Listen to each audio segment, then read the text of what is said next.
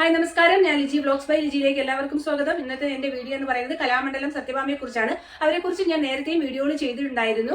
അന്ന് RLV രാമകൃഷ്ണനെതിരെ ഗദർത്തിന്റെ പേരിലുള്ള ഒരു വിവേചനത്തിന്റെ പേരിൽ അവർ പരാമർശം നടത്തിയിരുന്നു. അതിനെ കുറിച്ച് നമ്മൾ വീഡിയോ ചെയ്തിട്ടുണ്ടായിരുന്നു. ഇപ്പോൾ കറന്റ് നടന്ന വീഡിയോസും പ്രശ്നങ്ങളും ഒക്കെ നിങ്ങൾ എല്ലാവരും അറിഞ്ഞിട്ടുണ്ടാകും. കല എന്ന് പറയുന്ന ദൈവദത്തമായ ഒരു കഴിവാണ്. അത് എല്ലാവർക്കും കിട്ടുന്ന ഒരു കഴിവല്ല. അത് നൃത്തമായിക്കോട്ടെ, പാട്ടായിക്കോട്ടെ, മറ്റെന്ത് കലാരൂപങ്ങളാണെങ്കിലും അത് ദൈവദത്തമായ ഒരു കഴിവ് കുറച്ച് ആളുകളിലേക്ക് ദൈവം അറിഞ്ഞു കൊടുക്കുന്നതാണ്.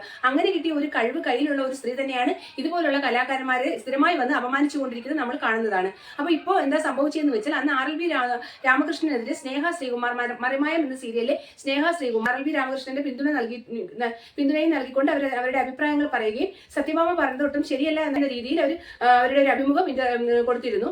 അതിന് ആ ഒരു ഇന്റർവ്യൂ എടുത്തു വെച്ചിട്ടാണ് ഇപ്പൊ സത്യഭാമ തന്റെ ചാനലിലും ഫേസ്ബുക്കിലും ഒക്കെ വന്നിരുന്ന് വിളമ്പുന്നത്. വളരെ മോശമായ ഒരു പദപ്രയോഗമാണ് അവർ നടത്തിയിരിക്കുന്നത്. സ്നേഹ ശ്രീകുമാറിന്റെ പേര് മണ്ടോദരി എന്നാണ് മറിമായം എന്ന സീരിയലിൽ. അതിന് സത്യഭാമ കളിയാക്കിക്കൊണ്ട് അവരെ വളരെ പുച്ഛത്തോടെ വിളിക്കുന്ന പേര് പിണ്ടോദരി മോളെ എന്നാണ്. അത് വളരെ മോശമായ രീതിയിൽ തന്നെയാണ് അവർ ആ പദം പ്രയോഗിച്ചിട്ടുള്ളത് എന്ന് നമുക്ക് മനസ്സിലാകും. അവരുടെ ചേഷ്ടകളും ആറ്റിറ്റ്യൂഡ്സും അവരുടെ അതിനെ തുടർന്നുള്ള വർത്തമാനങ്ങളൊക്കെ അത് തന്നെയാണ്. അപ്പോൾ അത് മാത്രമല്ല, സ്നേഹ ശ്രീകുമാർ ഓട്ടംതുള്ളലാണെന്ന് പോലും കലാമണ്ഡലത്തിൽ നിന്ന് പഠിച്ചതെന്നൊക്കെയാണ് പറഞ്ഞാണ് ഈ സത്യഭാമ ഒരുപാട് രീതിയിൽ അപമാനിക്കുന്നുണ്ട്. മാത്രമല്ല, സ്നേഹ ശ്രീകുമാറിന്റെ ഭർത്താവായ ശ്രീകുമാർ ഇതിനു മുമ്പ് ഒരു കേസിൽ പെട്ടിട്ടുണ്ട്.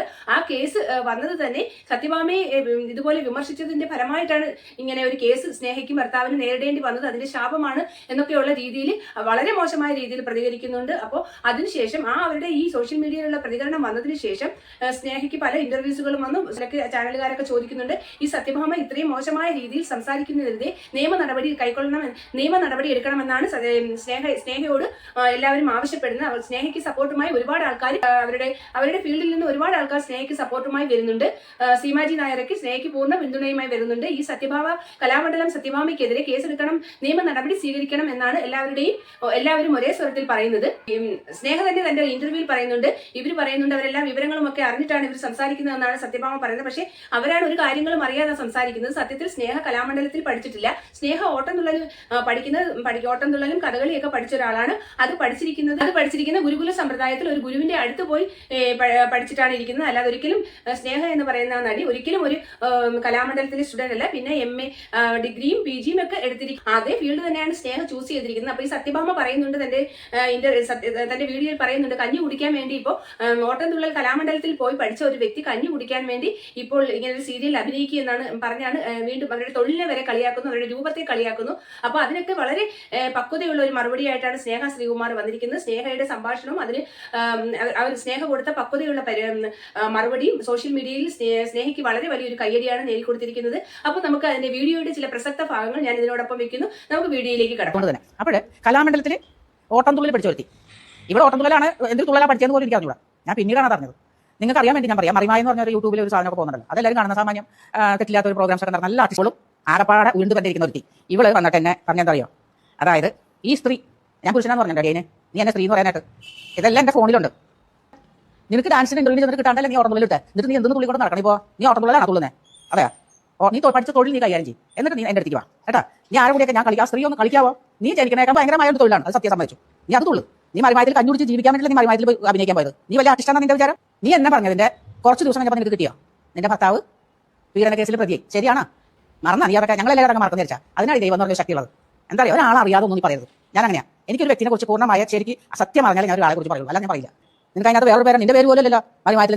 നിനക്ക് പറ്റിയ പേരാണ്, നിന്റെ ഇപ്പോഴത്തെ ഫിഗറിന് പറ്റിയ പേര് നിനക്ക് കിട്ടണവര് എന്റെ കൂടെ ഉള്ളത് കിട്ടണം. അപ്പോൾ പലരും നമ്മളെ വിളിച്ചപ്പോൾ ഞാൻ അത് തന്നെയാണ് പറഞ്ഞത്. എനിക്കത് മറുപടി പറയാൻ താല്പര്യമില്ല. കാര്യം ഇപ്പോൾ തുടക്കത്തിൽ പറഞ്ഞതുപോലെ തന്നെ ഇത് ഒരു വട്ടമല്ല 2 വട്ടമല്ല. അപ്പോൾ അത് അവർക്ക് എന്തോ ഒരു പ്രശ്നമുണ്ട്. അതല്ലാതെ അങ്ങനെ നമുക്ക് സംസാരിക്കാൻ പറ്റില്ല. നമുക്കൊരു സാധാരണ മനുഷ്യർക്കൊക്കെ ഒരു നിലവാരം വിട്ട് താഴേക്ക് നമുക്ക് സംസാരിക്കാൻ പറ്റാറില്ല. അപ്പോൾ അതുകൊണ്ട് അവരുടെ ഒരു രീതിയിൽ എനിക്ക് റിപ്ലൈ കൊടുക്കാൻ താല്പര്യമില്ലാത്തതുകൊണ്ട് അത് നമ്മൾ മൈൻഡ് ചെയ്യേണ്ട കാര്യമില്ല എന്ന രീതിയിൽ ഞാൻ വിട്ടതാണ്. പിന്നീട് അത് ന്യൂസ് ആവുന്നു, ഒരുപാട് പേര് നമുക്ക് വേണ്ടി സംസാരിക്കുന്നു. എന്നെ സംബന്ധിച്ച് എന്നെ ആളുകൾ അറിയുന്നത് മണ്ടോദരി എന്നുള്ള പേരിൽ തന്നെയാണ്. അതിലെനിക്ക് അഭിമാനമാണ്. മറിമായം എന്നൊരു ഷോ 15 വർഷമായി സക്സസ്ഫുള്ളി ഞങ്ങൾ കൊണ്ടുപോയിക്കൊണ്ടിരിക്കുകയാണ്. അപ്പോൾ അതിനെ സ്നേഹിക്കുന്ന ആളുകളുണ്ട് എന്ന് നമുക്ക് അറിയാമായിരുന്നു. പക്ഷേ ഇത്രത്തോളം സ്നേഹമുണ്ട് എന്ന് ഞാൻ ഈ 2 ദിവസം കൊണ്ട് അനുഭവിച്ചറിഞ്ഞു. ലോകത്തുള്ള സകല മലയാളികളും എനിക്ക് വേണ്ടി സംസാരിച്ചു, എനിക്ക് വേണ്ടി പോസ്റ്റ് ഇട്ടു, എനിക്ക് വേണ്ടി കമന്റ് ഇട്ടു. അപ്പം അതിൽ ഞാൻ വളരെ സന്തോഷത്തിലാണ്.